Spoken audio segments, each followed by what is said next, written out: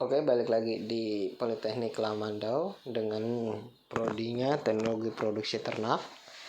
Di sini kita ada di mata kuliah Ilmu Nutrisi Ternak dengan babnya vitamin B12.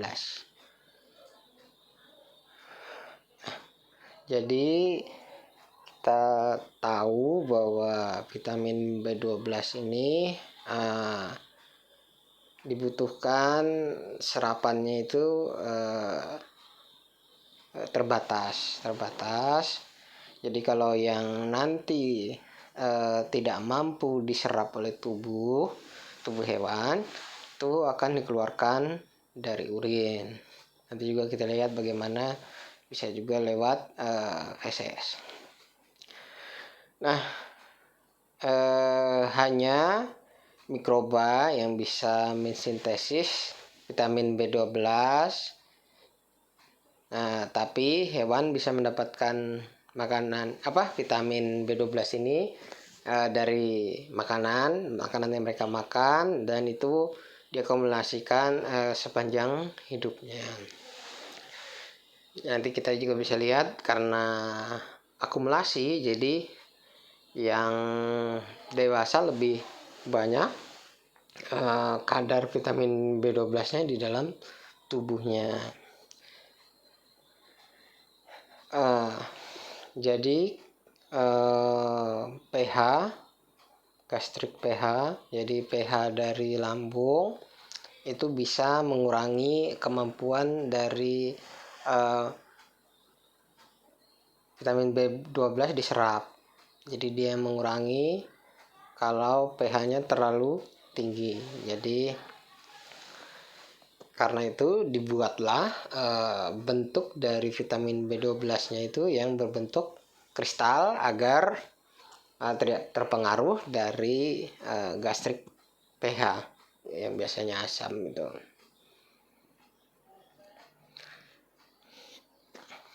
Nah, ini sama tadi bahwa mamalia dan manusia juga tidak bisa mensintesis kabelamin. CBL itu kabelamin atau nama lainnya dari vitamin B12.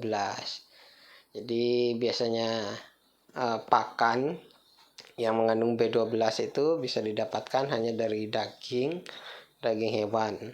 Itu untuk pakan hewan dan manusia. Jadi yang membutuhkan B12 itu biasa didapatkan dari daging. Guna dari kobalamin ini krusial untuk metabolisme. Jadi sama replikasi dari sel. Ada dua enzim yang membutuhkan kobalamin untuk reaksinya.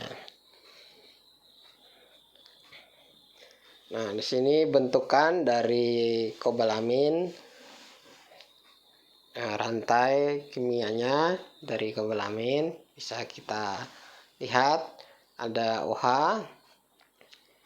hidroksokobalamin, ada CN, sinao-kobalamin, ada CH4, metilkobalamin, ada C10, H13, N5O3, deoxyadenosilkobalamin. Nah, itu bentukan-bentukan dari kobalamin beserta rantainya.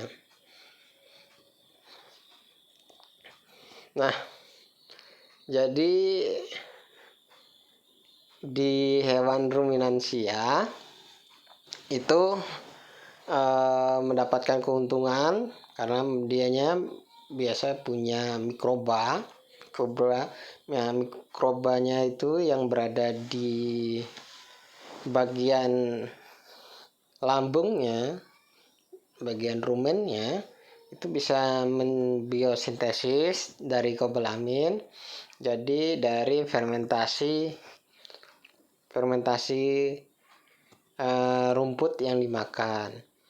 Jadi rumput yang dimakan oleh hewan ruminansia itu diolah oleh mikroba di dalam rumen ruminansia tersebut untuk dirubah menjadi kobalamin. Nah, Karena seperti itu, jadi jumlah vitamin B12 yang ada di dalam daging ruminansia itu lebih banyak dibandingkan dengan yang hewan-hewan monogastrik seperti unggas dan babi. Seperti itu. Nanti kita lihat tabelnya. Nah, yang ini akumulasi dari kobalamin itu yang ada di dalam daging itu biasanya yang hewan sapi yang lebih tua itu konsentrasinya jadi lebih tinggi. Nah, di sini kita lihat kobalamin. Jadi setiap bagian tubuh dari hewan dagingnya itu bervariasi vitamin B12-nya. Nah, seperti kita lihat bahwa yang di sapi yang paling besar itu di bagian shouldernya atau di bagian punggungnya, itu yang paling besar. Kalau di sapi itu di sapi ya, di sapi potong beef itu daging yang sudah tua. Kalau veal itu di bawahnya ada yang bawah kanan, veal itu untuk daging sapi mudanya. Nah, seperti itu. Nah, kita lihat juga di babi yang paling besar di bagian punggungnya. Yang untuk di ayam yang paling besar ada di bagian pahanya, bagian pinggangnya agak ke atas. Kemudian yang di domba yang paling besar ada di bagian punggungnya, dan di bagian kaki juga besar. Kemudian ini tuki, ini adalah hewannya kalkun, paling besar ada di bagian dadanya. Nah, kita perhatiin kalau untuk yang sapi muda, daging sapi muda yang paling besar di bagian loinnya. Loin itu di bagian pinggangnya, di daging daerah pinggangnya. Nah, ini konsentrasinya yang paling besar adalah tadi seperti yang dijelaskan adalah hewan-hewan ruminan. Nah, ruminan di sini bisa kita lihat di domba dan di sapi. Sapi itu ada yang muda sama yang tua. Seperti itu kita lihat.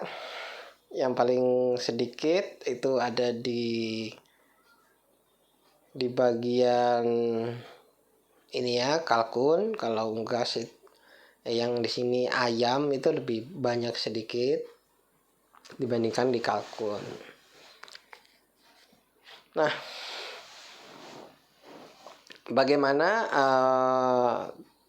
cara penyerapan dan pergerakan dari kobalamin atau vitamin B12 di dalam tubuh? Pertama itu di mulut itu ada sekresi mukosa, sekresi dari air liur. Itu kariernya adalah R protein atau transkobalamin 1. Nah, ini yang protein yang memproteksi dari kobalamin, bisa melapisi kobalamin agar tidak rusak pada saat terkena asam dari lambung. Nah, itu jadi membuat bentukan glikosilatid yang mana itu tahan terhadap pH yang rendah. Seperti yang kita tahu, pH lambung itu biasanya rendah. Jadi model-model pembawa yang seperti ini juga bisa kita dapatkan dari misalnya cairan tubuh seperti susu atau plasma. Jadi baik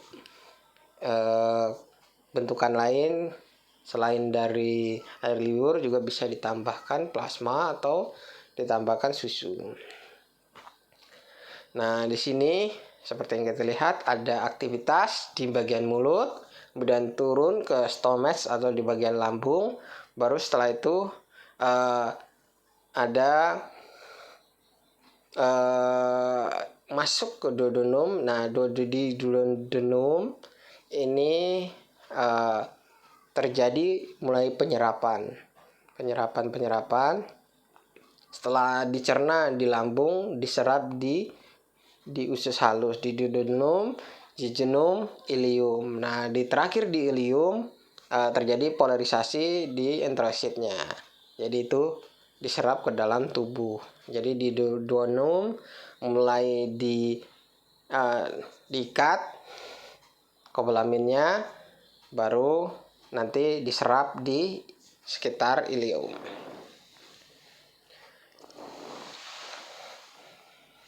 Nah, di feses biasanya kita menemukan bentukan yang tidak aktif. Jadi yang aktif itu bagaimana? Jadi yang aktif itu kalau ada simbiosis dengan bakteri atau if mediated absorption. Nah, itu ada pada hewan-hewan ruminansia. Kalau tidak bisa terjadi pengikatan pada if. Nah, if mediated absorption itu biasanya akan dilepas melewati sistem pencernaan. Itu menyebabkan meminimalkan toksisitas dari terlalu banyak vitamin B12 yang ada pada makanan atau suplemen, karena yang dibutuhkan sedikit sama tubuh. Jadi kalau kelebihannya akan dibuang di sistem saluran pencernaan kita. Jadi tidak terkunci atau tidak bisa dikunci oleh if mediated absorption-nya. Nah, CBL ini adalah jenis dari vitamin yang larut dalam air. Ya, itu bisa diabsorpsi. Kalau yang tidak diabsorpsi tubuh itu bisa juga dibuang melalui urin. Seperti itu. Jadi lebih banyak, selain pada feses yang terbuang, dia juga dibuang melalui urin. Nah, yang urin ini nih yang mana? Jadi urin ini adalah mekanisme setelah diserap oleh tubuh, kemudian oleh tubuh itu dinyatakan berlebihan, makanya dikeluarkan melalui urin. Seperti itu. Jadi sistem reuptake, jadi yang masih bisa disimpan, jadi yang tidak dibutuhkan dikeluarkan melalui ginjal sistem di sekresi urinnya.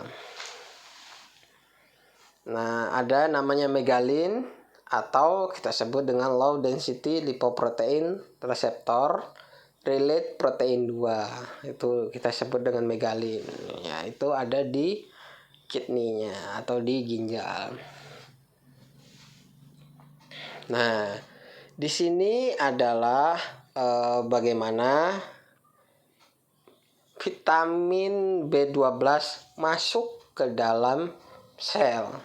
Di sel kan ada lisosom, mitokondria, ada RNA.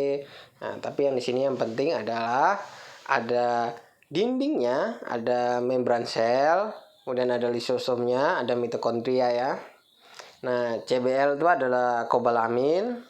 Kobalamin pertama ditangkap oleh TCII, kemudian dibawa masuk oleh CD320. Ya, dibawa masuk oleh CD320. Seperti itu, masuk ke dalam lisosom.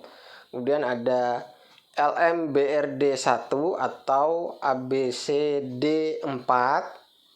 Nah, diolah di lisosom, kemudian dikeluarkan digabungkan lagi dengan intraseluler caperonous pool.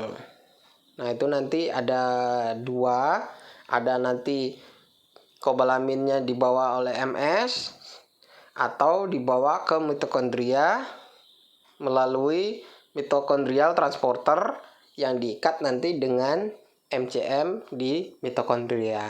Nah, yang tidak dibutuhkan atau kelebihannya nanti keluar di MRP1.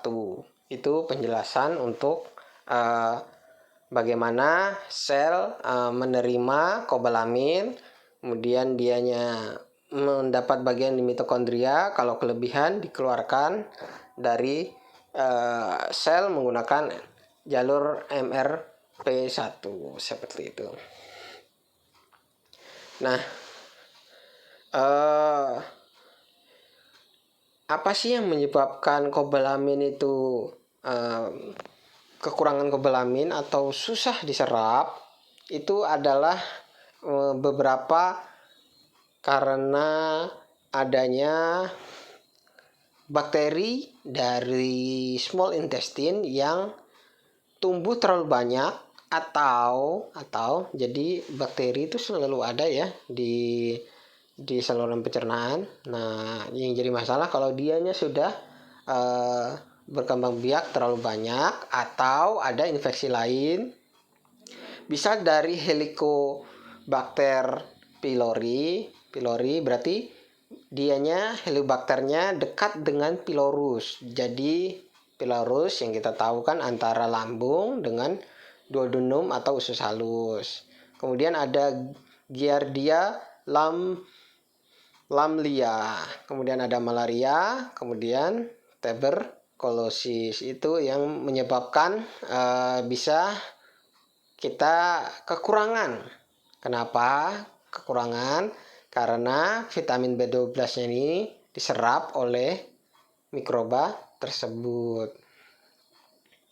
Jadi kalau kita melihat adanya infeksi tersebut, kita harus perbaiki dulu agar nanti apa? Nanti kembali lagi absorpsinya.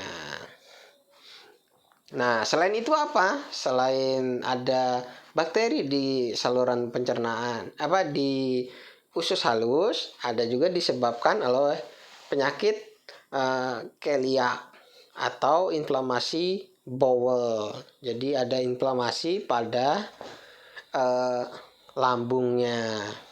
Itu bisa menyebabkan absorpsinya itu berkurang atau tidak sama sekali. Itu yang ada pada masa akut. Jadi akut.